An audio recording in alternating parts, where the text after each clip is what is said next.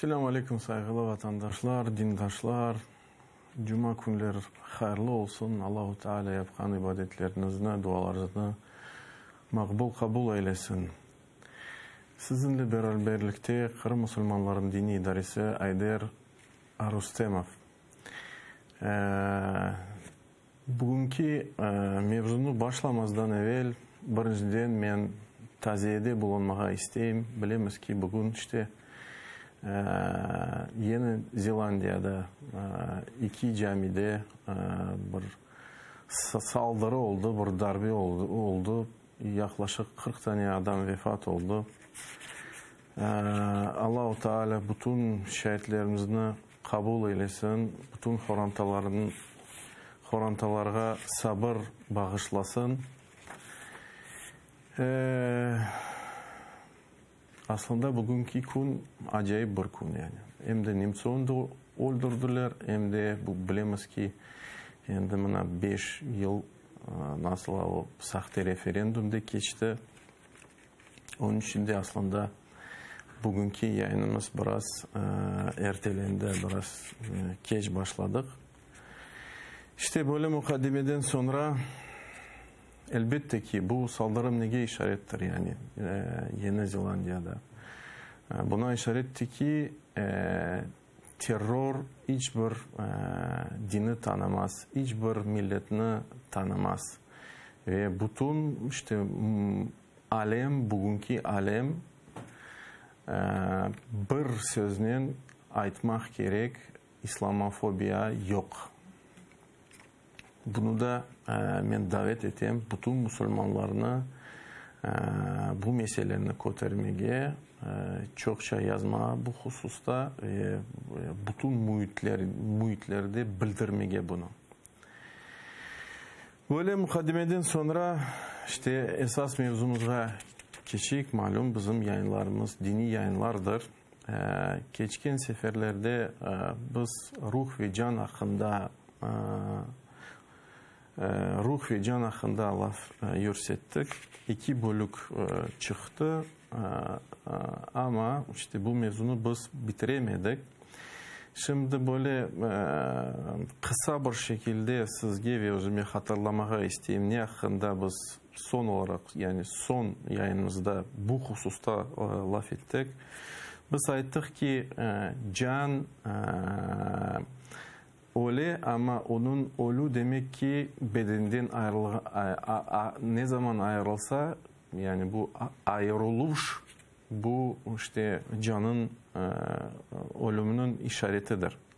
Bunu kaydettik ve barzah alemi var bilemiz ki işte kıyamet günü gelmezden evvel barzah alemi var. Yani 3 alem var aslında. Bu dünya, bu alem, yaşadığımız alem. Sonra Allah subhanahu teala her bir can eceli kelgen son canını ala, o can barzah alemine geçe ve sonra bütün insanlık, işte bütün vücut yok olan sonra kıyamet günü gelecek. 3 alem. İşte her bir insan ölgen son onun canı barzah alemine geçe. Ve meraklı olan şey işte bilemiz ki hadislerde geçe peygamberlerinin ve Allah'ın subhanahu Resullerinin canları illiyunda en yüksek derecelerde olacak ve bilemiz ki son Peygamberimiz Muhammed sallallahu aleyhi ve sellem sözleri de Hazreti Ayşe'ye radıyallahu anha bal rafiqul a'la yani o seçti rafiqul a'la. Rafiqul a'la demek ki yüksek toplum. Allah subhanahu teala bilemiz ki her bir peygamberge onun ölüm arifesinde onun eceli gelgende işte seçim bağışlay yani saylamaya ya da kalacak bu dünyada ya da geçecek başka dünyada. Bu elbette ki bu seçim bağışlanan tek peygamberlerge. Ve işte meraklı olan şey başka şey bu şehitlerinin canları. Bilemiz ki ayrıca bu hususta geldi barzah aleminde şehitlerinin canları kuşlarının, yeşil kuşlarının yeşil kuşlarının içerisinde bulunacak olanın canları. Ve işte bu canlar ve bu kuşlar işte asılacak arşının, Allah Subhanahu Teala arşına asılacak şemmalarga. Bizanımca biz bunu geçtik ama neyse tekrarlarında bir fayda vardır. Ve salih olan insanların, müminlerinin canları da işte başka suretke, başka şeklini alacak, başka suretini alacak. Yani hadiste böyle geçiyor. Resulullah sallallahu aleyhi ve sellem buyurdu ki muhakkak ki Müslümanın canı bir kuş olarak olacak ve bu kuş cennetteki tereklerge oturacak. Ta ki o can bedenge kıyamet günü kayıtmazdan evvel. Yani bu devamlı olacak cennette. Kuş olarak bu meraklı hadisler elbette ki böyle bir müjde bağışlar her bir Müslüman için, her bir salih olan adam için. Ve işte bilemiz ki günahkar insanların canları barzeh aleminde, kabirde azap çekecek. Bu hususta da çok hadisler geçti. Mesela kim yalan söyledi, onun ağzı yırtılacak. Bu hususta hadisler geçirdik. Kim namazlarını bıraksa onun başı vurulacak. Sonra kendi de başı işte sağlam olacak, kendi de vurulacak. Kim zina yaptı, işte o fırına düşecek ve anda yanacak. Kim ribanın uğraştı, o da azap çekecek. İşte kan içinde bulunacak ve onun ağzını taşka tolacak. Bu hususta da elbette ki biz hepsini hadislerine geçirdik. Bu hadisler neye işaret? Elbette ki kendi işaret insan barzah aleminde nasıl azaplarını çekecek. Ve işte kafirlerinin Allah'a Subhanahu Teala iman etmeyen insanlar elbette ki onlar da azap çekecek. Nasıl azap çekecek? Barzah aleminde o cehennemde o mekanını korup azap çekecekler.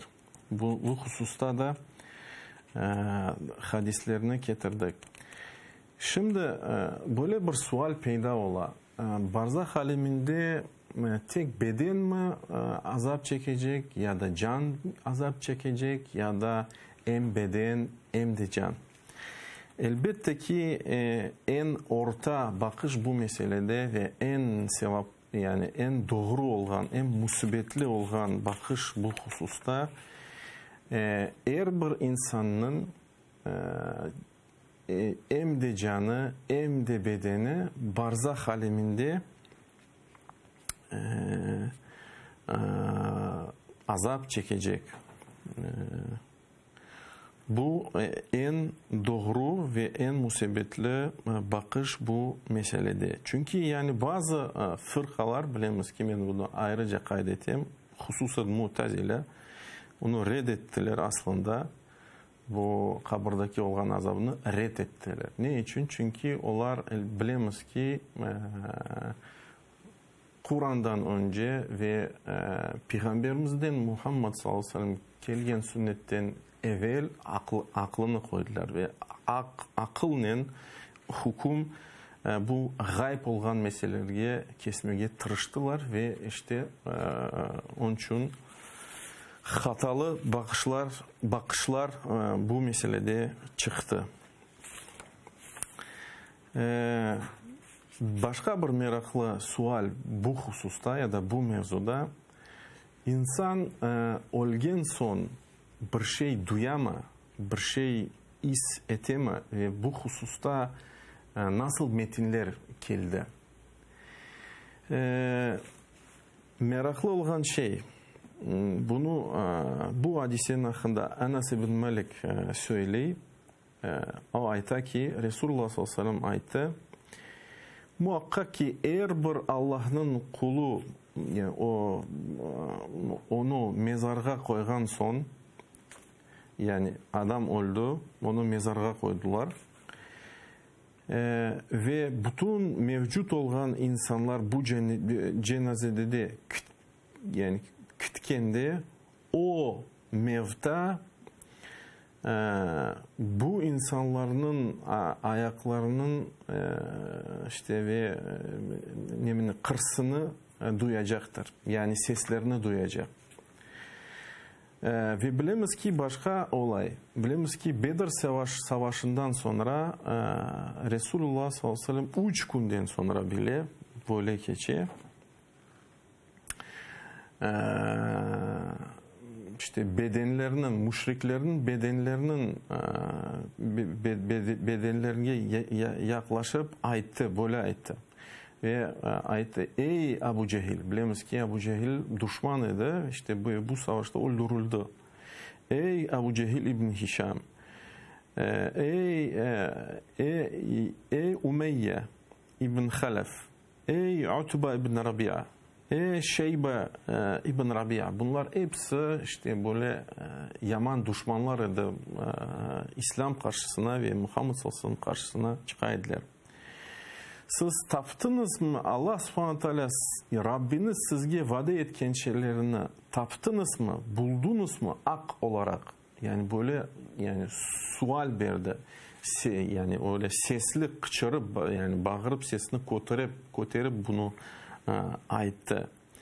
Sonra Resulullah sallallahu aleyhi ve sellem devam etti ve ayta, mana Rabbim etken mana Rabbim vaat etken şeylerini men buldum, men taptım ak olarak.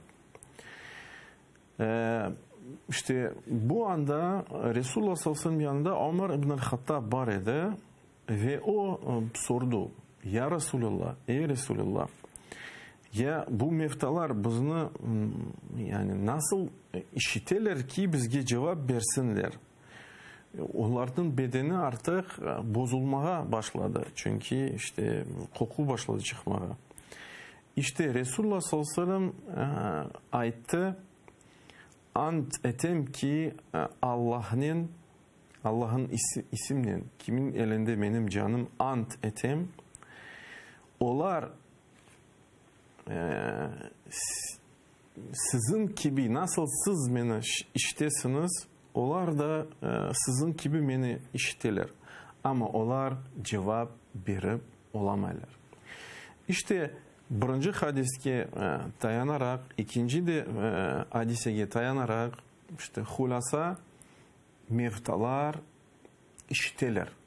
İşiteler ne ola? Onların muhitlerinde işiteler işte ama cevap verip olamaylar. Belki bazı insanlar belki aytarlar ya da belki sual peyda olur. Bilemiz ki ayet geçi Kur'an-ı Kerim'de sen meftalarını işitmeye işte onların işittirmeye imkanın yok diye böyle bir ayet var. Yani bu ayette ve bu hadislerde yani bir itiraz var mı? Yani bir anlaşılmamak var mı?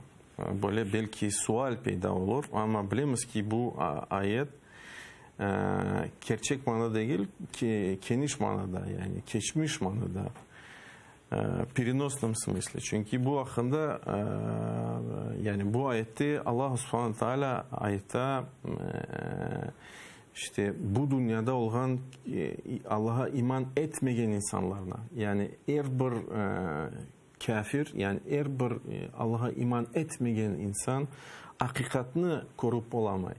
Ve Allah subhanahu teala onu işte kıyaslay, sanki yani insan bu dünyada tır, bu hayatta ama o mevta gibi. O yani duyma, his etmiyor. Bu ayetini böyle anlamak gerek işte ve arasında hiçbir ihtilaf yoktur.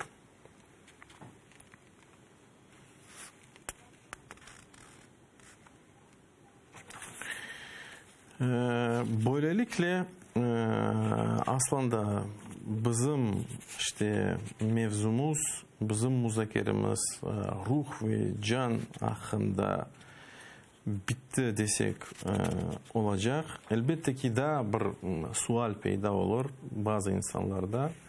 Belki bazı insanlar sorabilirler. Mesela siz yani getirdiğiniz hadisler nasıl? Ayttınız kabirde insanın canı azap çekecek ve bedeni azap çekecek. Aynı anda aytasınız eğer bir müminlerin canları ya olsun şehitlerinin canları ya da olsun peygamberlerin canı cennette. Yani nasıl can hem de cennette olabilir hem de kabirde olabilir.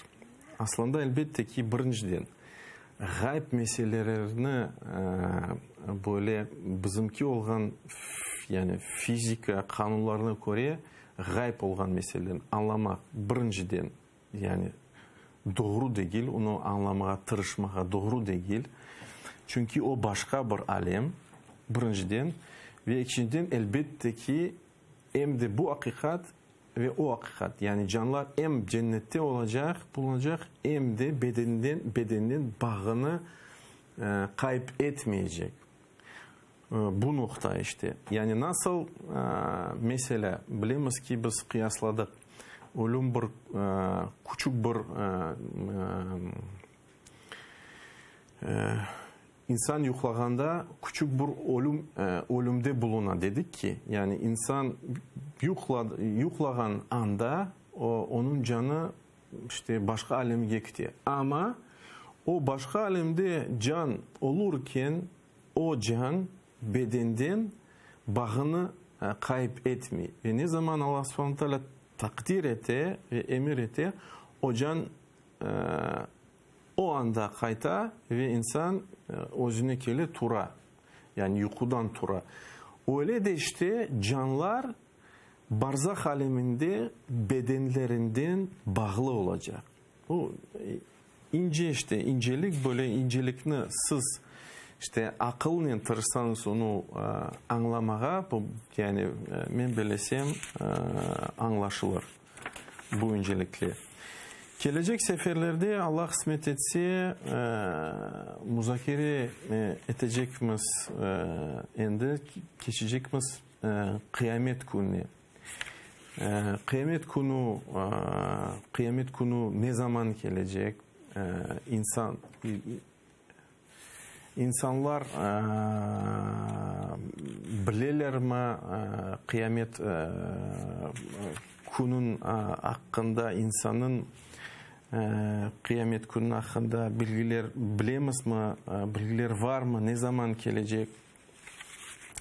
Bu meselelerini müzakere edeceğimiz Allah'ın izin ile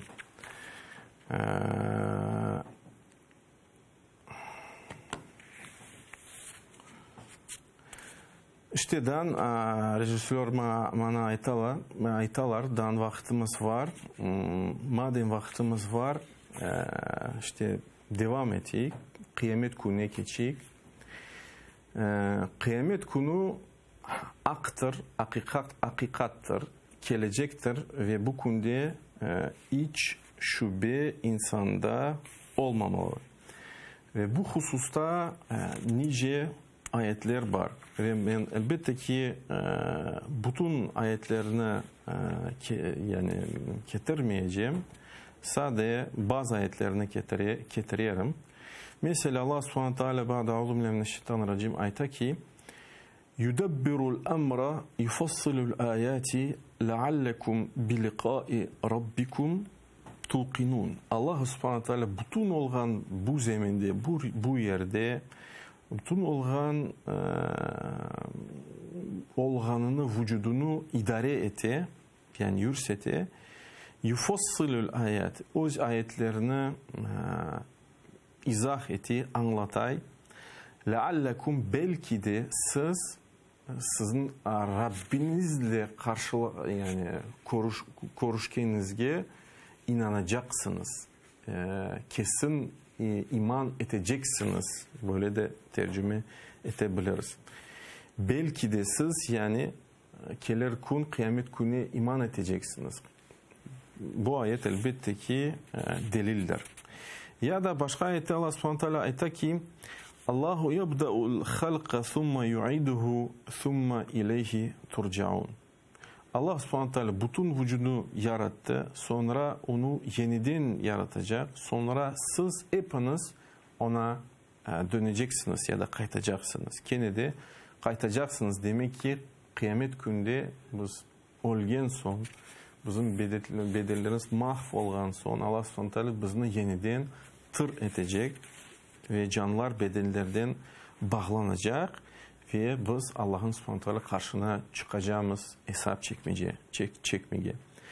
Ya da başka ayette Allah subhanahu teala ayette قَدْ يَعْلَمُ مَا أَنْتُمْ عَلَيْهِ وَيَوْمَ يُرْجَعُونَ إِلَيْهِ فَيُنَبِّئُهُمْ بِمَا عَمِلُوا.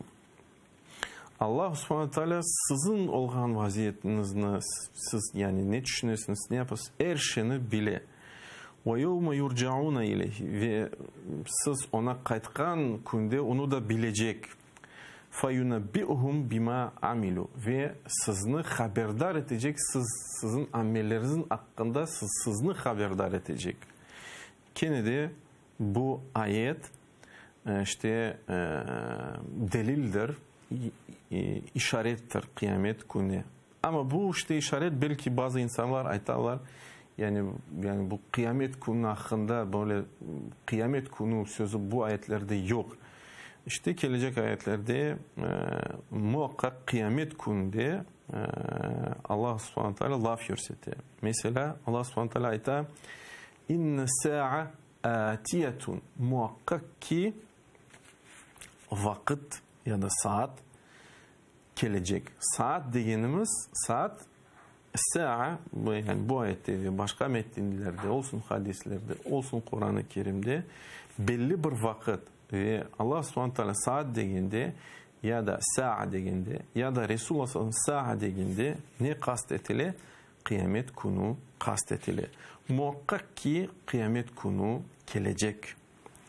Ya da başka ayeti ve inne sa'ate la'atiyetun, muhakkak ki saat yani o vakit yani kıyamet gün gelecektir.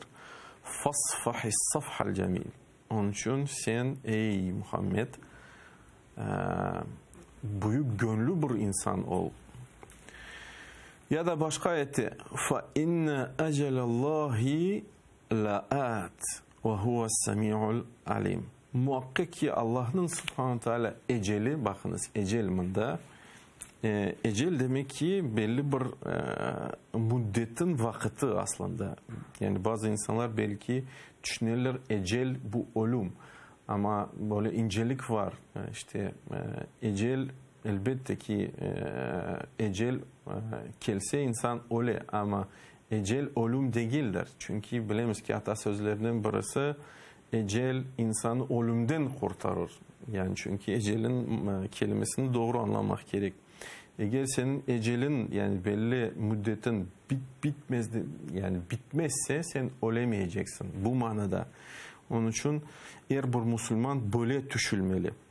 İşte Allah subhanahu teala ayette ki bu ayette muhakkak ki Allah'ın eceli yani müddeti ne zaman kıyamet günü geleceğini belli.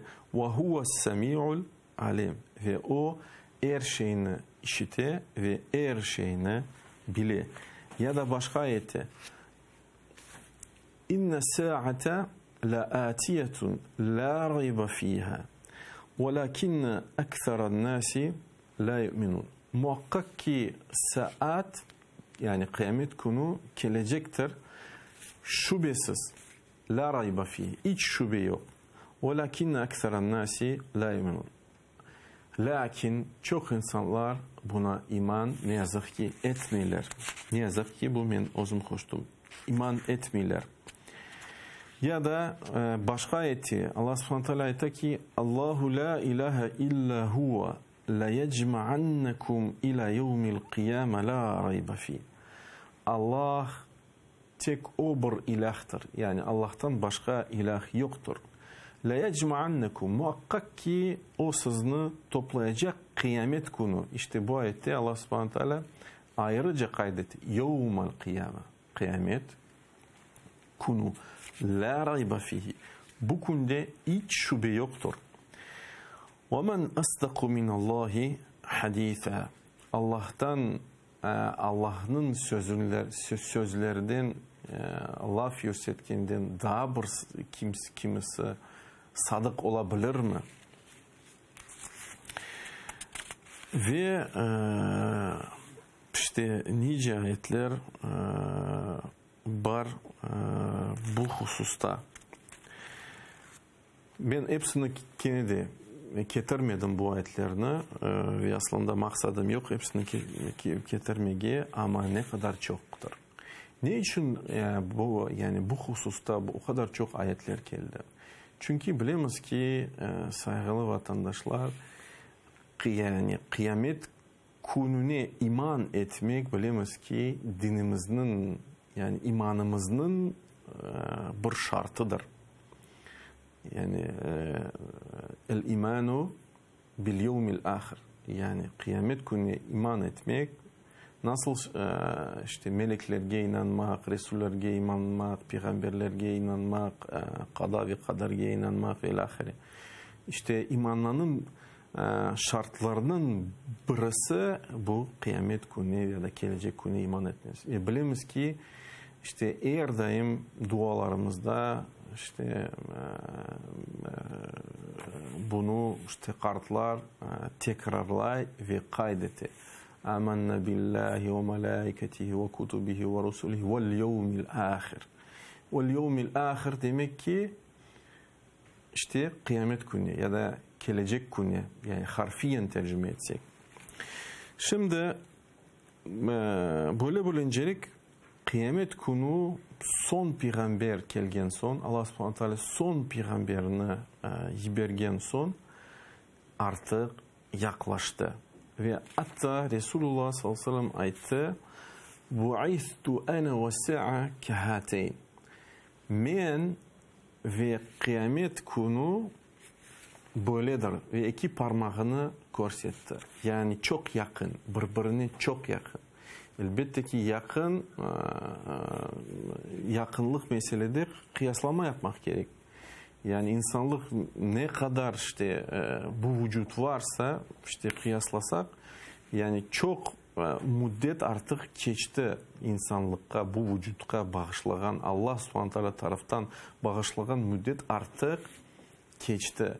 Ve son peygamber geldi ve artık yani geçken müddetke baksak az kaldı. Bu hususta ayrı bir ayet var. Allah subhanahu teala ayette ki iqtarabatis sa'atu ve enşakkal kamer. Saat, yani kıyamet gün yaklaştı. Ve enşakkal kamer. Ve köklerde ay bölündü. Bilemiz ki bu Resulullah sallallahu aleyhi ve sellem mucizelerinden birisiydi. Müşrikler Resulullah tarafından bir mucize istediler. Ayettiler ki ona, eğer sen ey Muhammed gerçekten de bir Resulsun, bizge böyle bir şey göster ki sana inanayak. Yani mucize. Mucize demek ki çuda. Ve o işte işaret etti parmaktan, bu hadislerde geçiyor. Ve ay bölündü.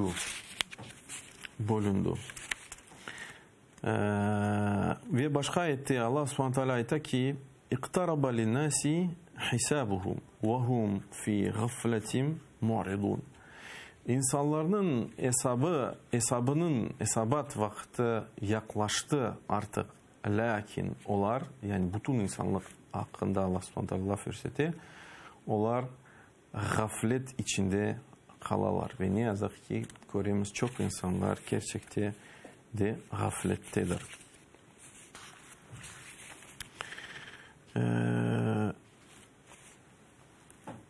İşte ben belesem